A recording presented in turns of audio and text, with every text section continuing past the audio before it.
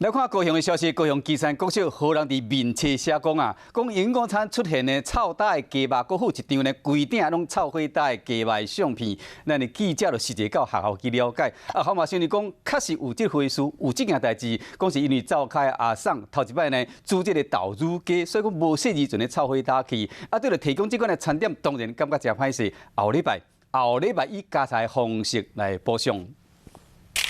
规顶鸡肉拢强要炒火打，有民众伫社群网站铺这个画面，讲这是小学生的营养午餐，地点伫高雄基山国小。召开阿送透早就真无闲，逐项菜拢是规大鼎，对着这个社群网站铺出来炒火打的鸡肉，校长讲确实是学校灶卡出的菜。第一次尝试豆乳鸡的时候，那个用色比较深。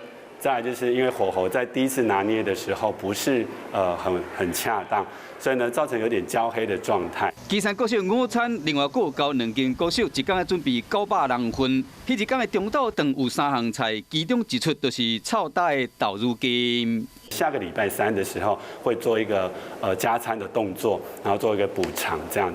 对了，食了这个菜，苏生感觉失礼，是讲民众就是讲，这款的菜哪会烹得出来？这个能吃吗？ 这个应该是太焦了，不能吃啊！不符合营养学。